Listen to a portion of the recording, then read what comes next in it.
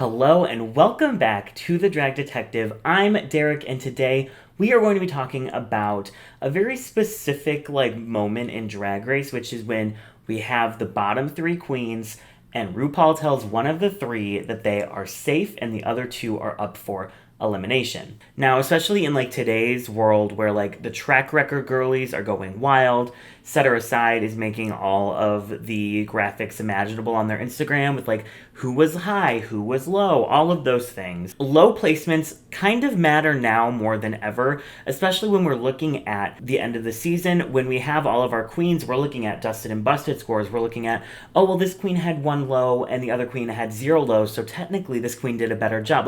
We care about such small little things now when it comes to track records that low placements matter now more than ever. So we are going to look at a couple of the ones that kind of are some head scratchers that are a little bit confusing. Whether these queens should have been safe and instead are given a bizarre low placement, or the opposite where they should have been in the bottom two but instead were saved and just given the bottom three low placement.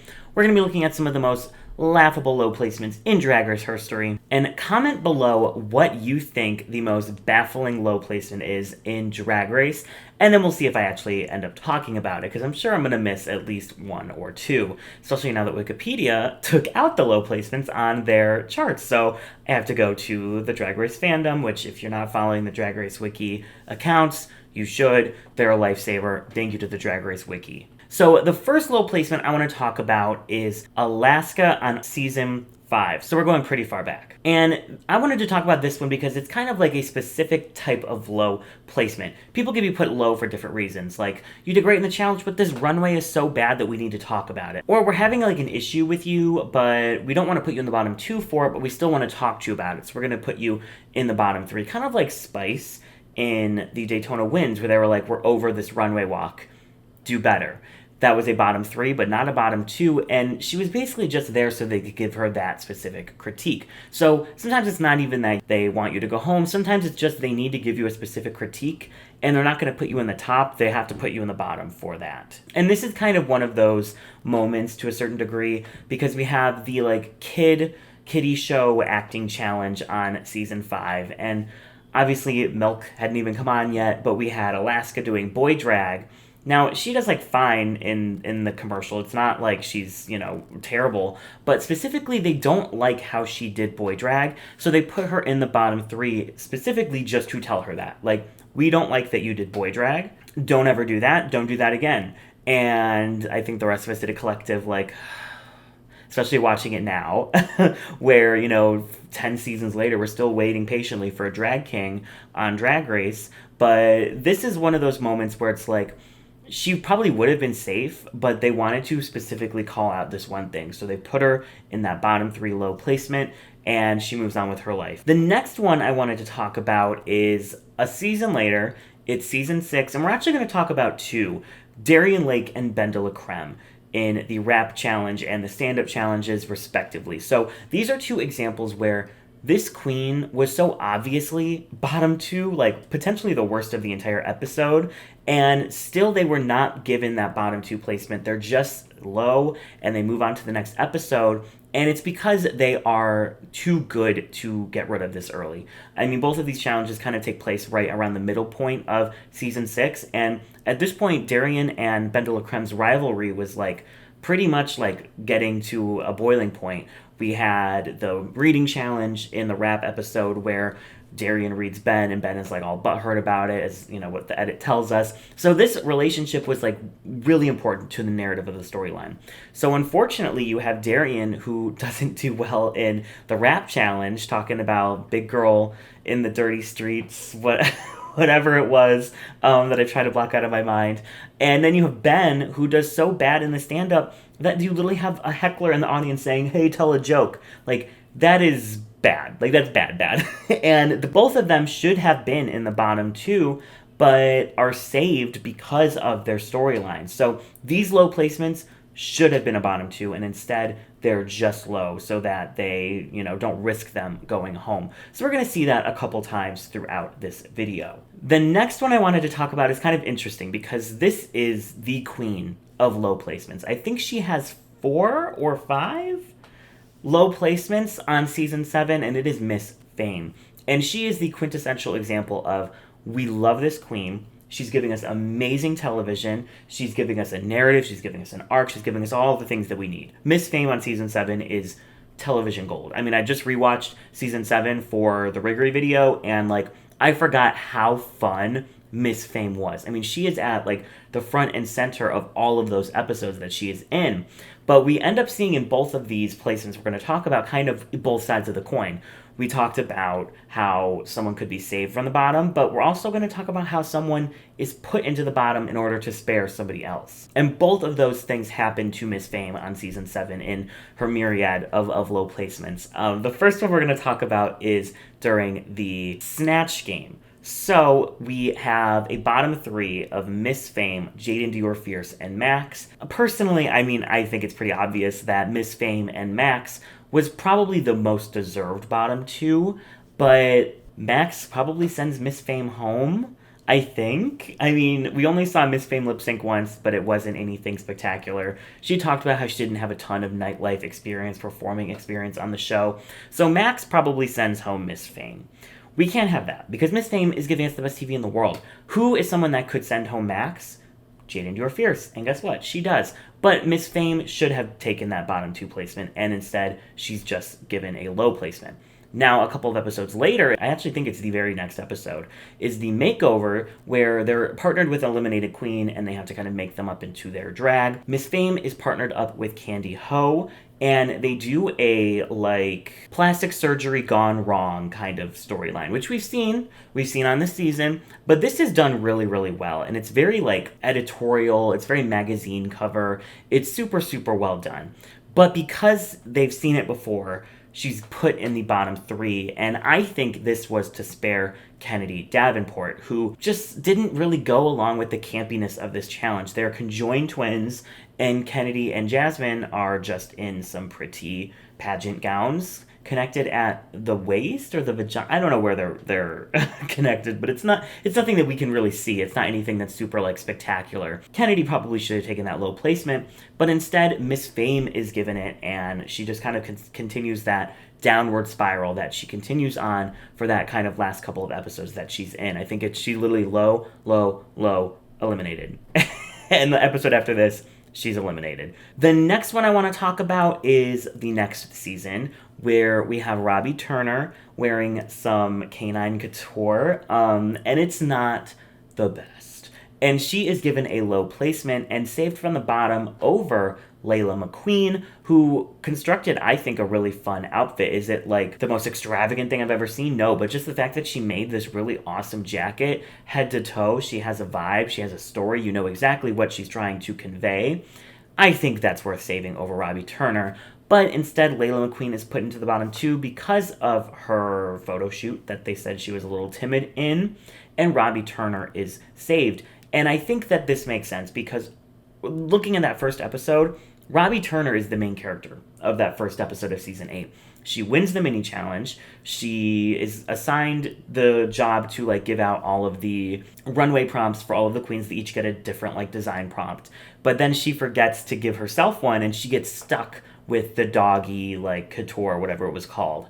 And so that's kind of this big sticking point. It's like, wow, I really like screwed up. She gets a lot of content, and I think that she was kind of fun and shady and a good character. I mean, Robbie on season 8 is a lot of fun, so I understand why they wouldn't want to risk putting her in the bottom with a Miss Continental, Naysha Lopez. So I think that they really expected Naysha to kind of slay that lip sync, and then Layla would have gone home over someone like Robbie, who was just delivering a little bit more when it came to personality and what producers like to see. We also see Peppermint get saved from the bottom 2 when she gets a low placement in the Good Morning Bitches challenge on season 9.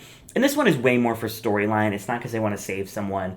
Let's be real, Charlie Hides was going to go home in this lip sync regardless, whether it was Trinity sending her home or Peppermint sending her home. But Trinity was the team captain, and Eureka was kind of throwing the blame on her. So for story purposes, it just kind of makes more sense to put Trinity in the bottom, make her fight to stay, and then maybe that amps up her storyline with Eureka, because Trinity could have been like, because of you, I was in the bottom.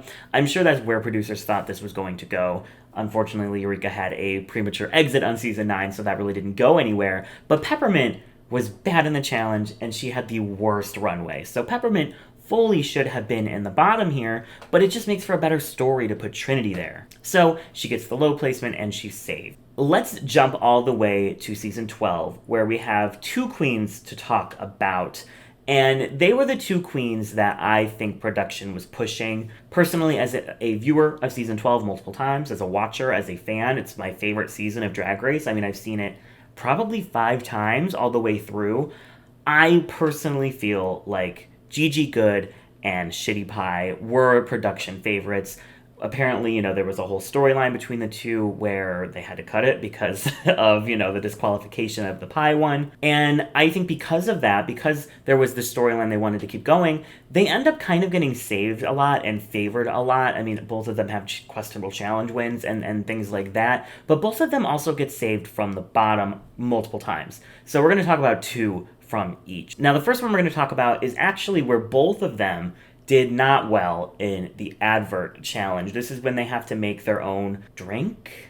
I think it was a drink. This is when Widow Von Du and Jan end up in the bottom. Widow Von Du does the loosen your throat. I think it's called throat that she did. And then Jan did, I don't remember what it was called, but it was the one where she was running all over the place and being peppy as Jan does. Gigi Goode does this bitch thing where she kind of tries to capitalize on her Maria the Robot Snatch game, which was incredible. So she plays the same character. It just doesn't work as well.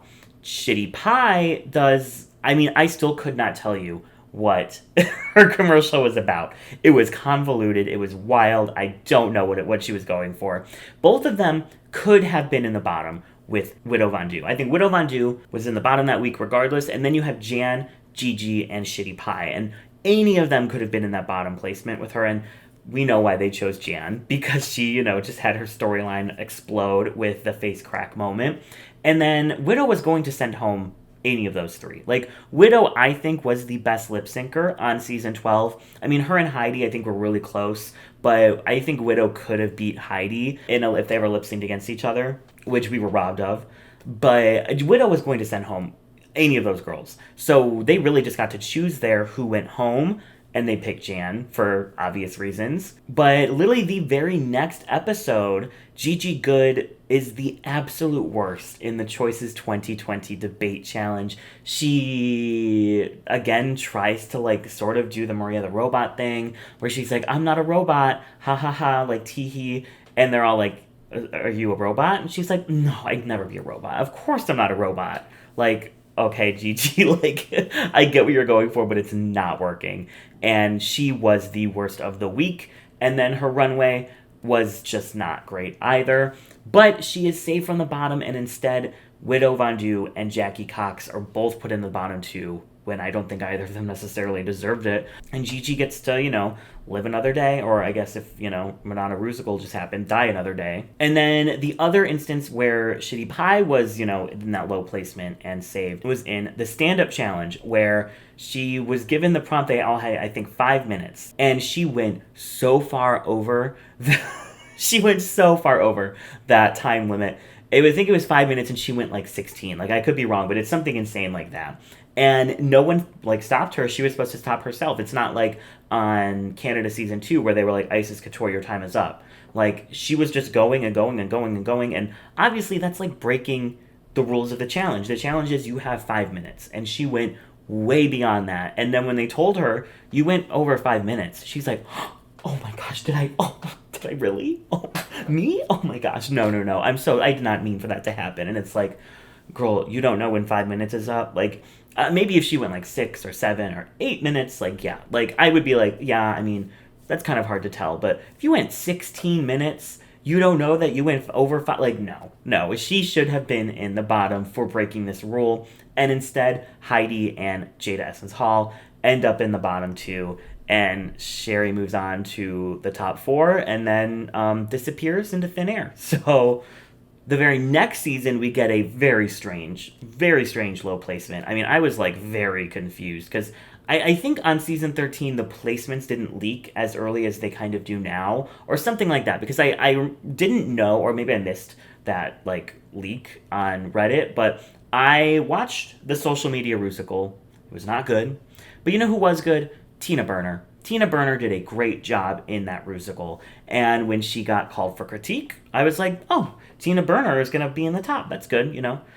No, she was in the bottom. She was in the bottom. The runway was, you know, yellow. And she wore what I think was my favorite Tina Burner runway of the season. She looked stunning in this yellow taxi cab look. It was amazing. And they put her in the bottom 3. And genuinely, I don't know why. Like, I could not tell you why they put her in the bottom 3. They think they said that she had to fake her death and at the end. And they were like, you faked your death, kind of cringe.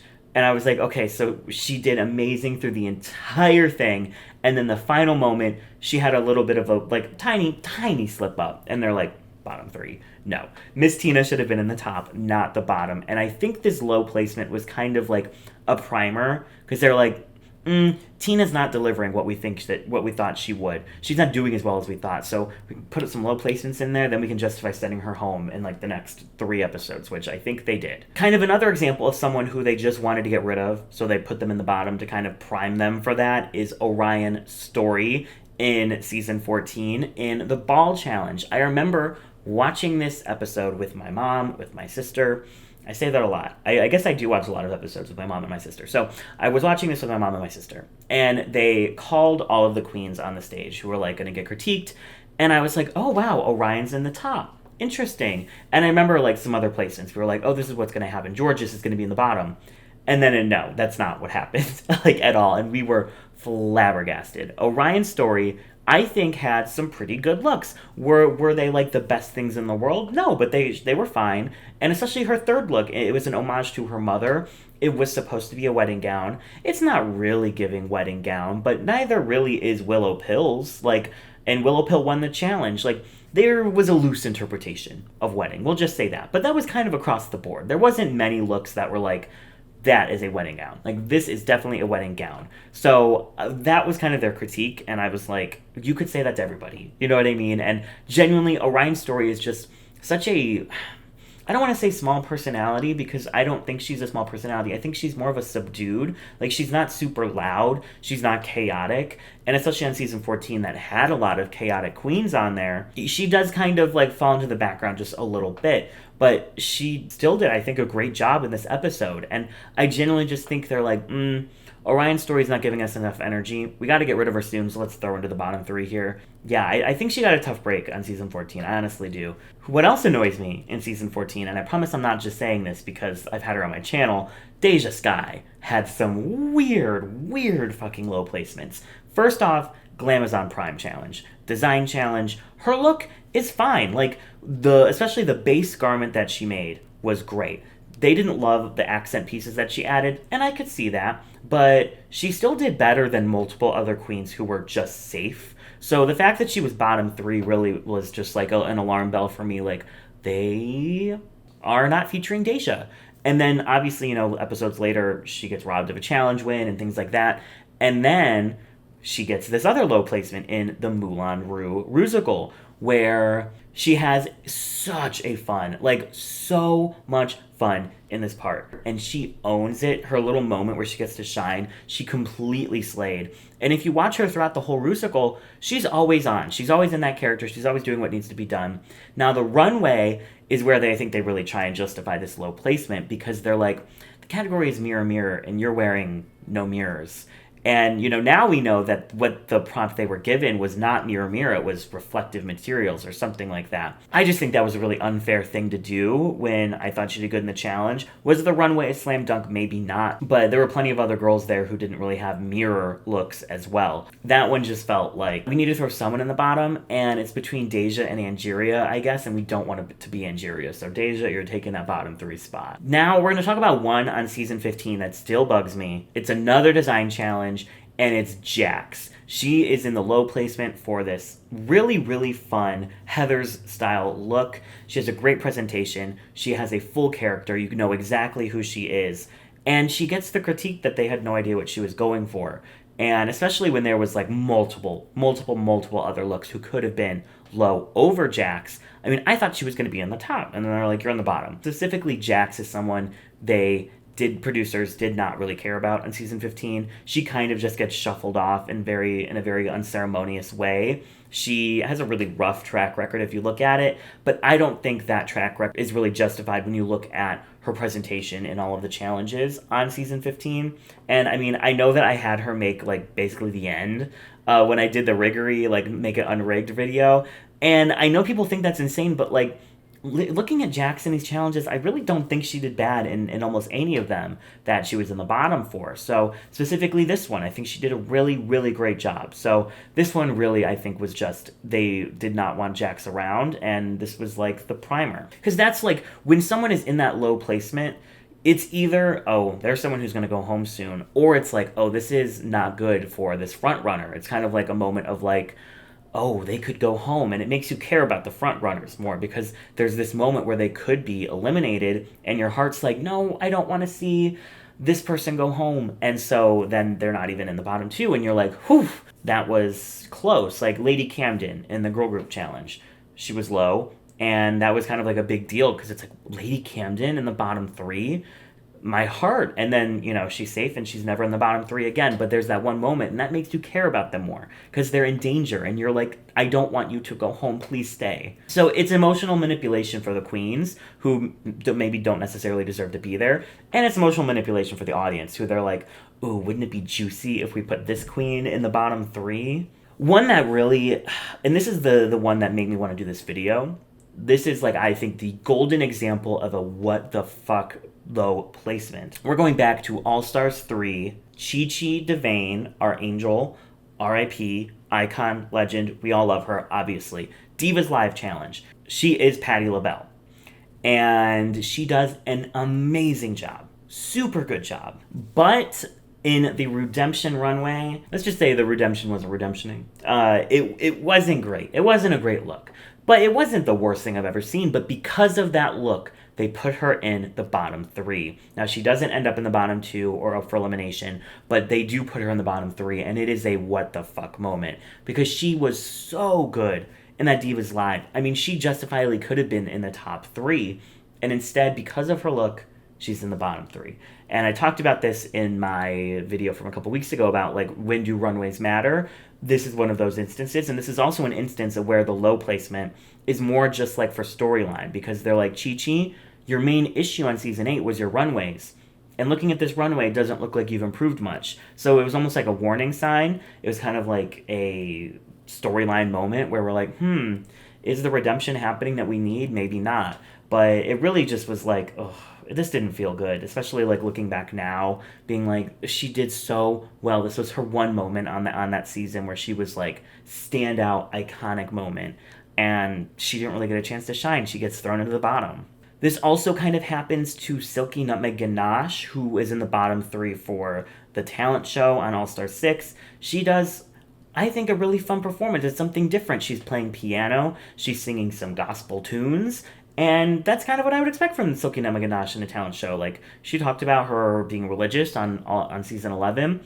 This feels fitting. You know, we know she can sing. You know, she is showing that she's a musician as well. Like, this was a really good performance. It was safe. It was good. And instead they throw it into the bottom because it was too boring. And, I mean, to be honest, when I'm just seeing the same performance over and over and over again in these talent shows of lip-syncing to a song that they, you know, put out and dancing along to it, that's more boring to me than kind of like a nice reprieve of like, ooh, someone singing live, someone playing an instrument, someone doing something different we haven't seen yet.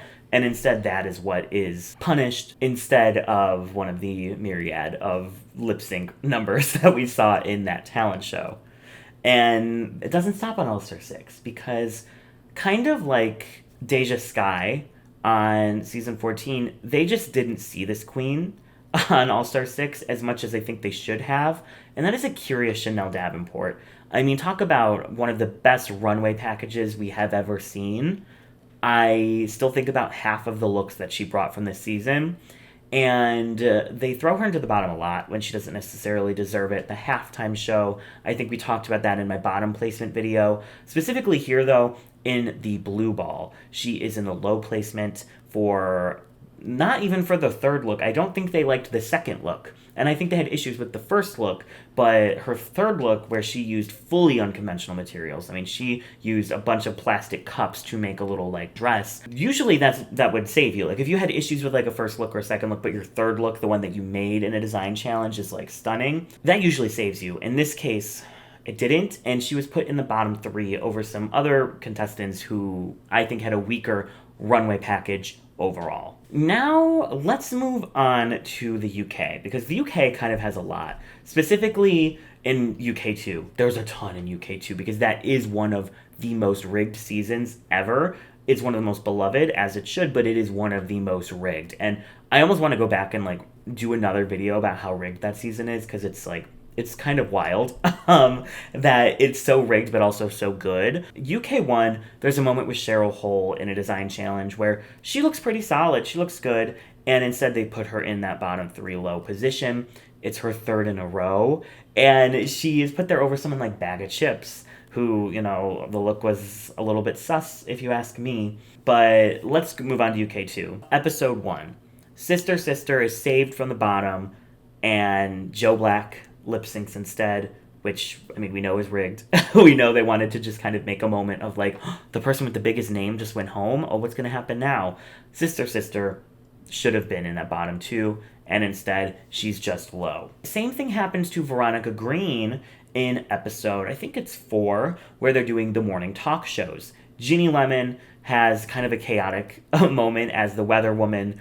It's fun. It's fun. It's fun. Ginny Lemon probably could have been low and not been in the bottom 2, but instead Veronica Green, and this is just kind of weird because in the skit it's Veronica Green and Sister Sister, and they're both kind of like flopping, like they're both not doing well as a team. So you would expect that team to then be in the bottom 2 together, but no, Veronica is saved and Ginny Lemon is thrown in the bottom, and because of how rigged this is, Ginny Lemon quits. Like, Ginny Lemon just walks out of the building. Honestly, like, I don't really blame her. That's pretty damn rigged. Possibly the worst, though, on this season is Ahura in the Snatch Game. Now, I am just an, like, insane Ahura stan, but she was really funny in the Snatch Game. She was really, really funny. Probably could have been in the top. At least safe, if not in the top. Instead, she's low. They say they didn't think she was funny, like all of these things, and it was really just like, where is this coming from? Like, and you know, I specifically think it was to save Ellie from being in the bottom. So that wouldn't be the first time that Ahura was sacrificed to save Ellie Diamond on UK2. UK3, we have kind of a forced storyline where in the Alexa, I think it's called Drag Alexa Challenge, the one that no one won because RuPaul said they all sucked. Vanity Milan is in the bottom 3, and they said, well, we asked for you to be bigger, show us more personality. And I think she did that. In the advert, I think she did that. Was it like the most insane thing ever? No, but it was definitely an improvement from where she had been previously. And they still were like, that's not enough. They were being greedy bottoms, honestly. And she's put in the bottom 3. And it's kind of a forced storyline, like, oh, another fashion girl who can't show us personality. And let's just say on that season, Vanity Milan was not the one to be getting that storyline. Crystal Versace is then saved from the bottom 2 in the Snatch Game, and Shariza May is randomly thrown in the bottom 2. And UK3 goes down the entire drain when the 2 most interesting contestants go home in a double elimination that I'm still mad about, and I still, like, seethe about. And here we are. I'm mad. And Crystal could have been in that bottom 2, should have been in that bottom 2, but Crystal got some favoritism on UK3, and that didn't happen. Someone else who kind of got a very shitty hand on their season was LaPhil, specifically in the Larry Poppins musical. He plays Larry Poppins, and it's a really, really fun performance, and does a really good job, and is in that low placement for no reason whatsoever. And the last one we're going to talk about is on Canada versus the World, where Victoria Scone is given one of the 2 low placements in the Snatch Game. And, you know, it was fine just having 1 low placement, we're with Silky, Nutmeg, Ganache there, but instead they made 2, and she's one of them, and she was a very, like, clear safe in that challenge. Yeah, last example is them just making up an entirely new low placement just to throw someone in there. So we've talked about a lot of low placements, the reasons behind them. We talked about forced storylines. We talked about saving people that they think that could possibly go home if they were to lip sync in the bottom two. And interestingly enough, there's no low placements on All Stars 8.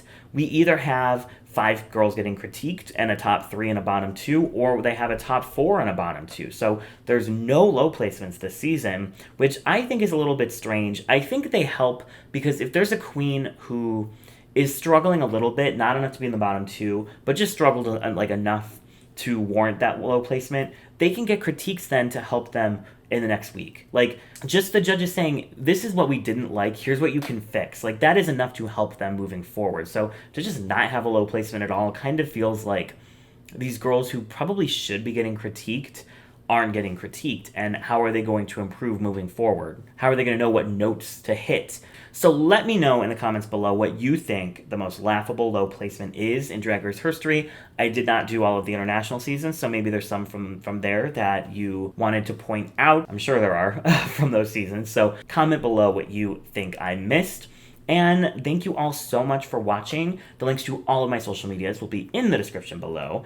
And make sure you subscribe so we get to that 75K so that it can get up in drags for y'all and it will be a beautiful disaster. Or maybe just a disaster. The adjective is TBD. Thank you all so much for watching. I appreciate you all so much. And I will catch you all in the next one.